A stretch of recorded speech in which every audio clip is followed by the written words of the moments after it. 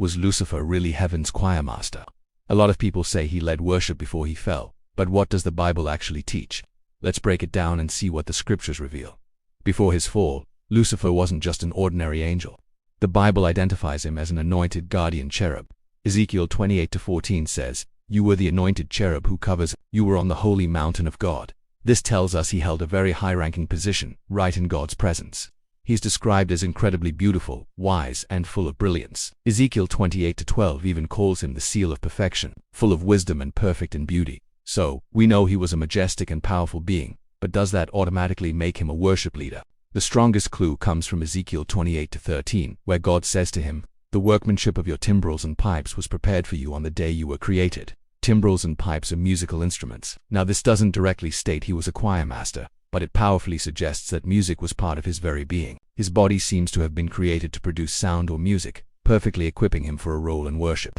This is the main reason why so many Bible teachers conclude that he had a central function in heavenly worship.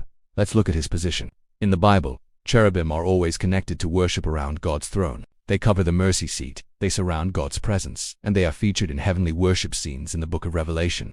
Lucifer was called the covering cherub, which means he stood incredibly close to God, right in the heart of where all worship ascends. His high-ranking position perfectly aligns with the role of a worship leader, orchestrating praise at the very throne of God. Finally, his fall gives us more insight.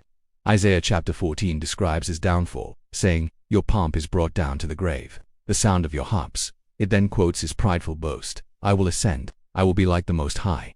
His arrogance was tied directly to his beauty, his brightness, and very possibly, his incredible musical gifting. While the Bible never explicitly uses the title choir master, all the evidence points to Lucifer being deeply and uniquely involved in the worship of heaven before his rebellion. So, to sum it up, the Bible doesn't literally say Lucifer led the choir. However, the evidence is strong. He was created with musical ability, he stood in the worship center of heaven, and his position and design fit the role of a primary worship leader.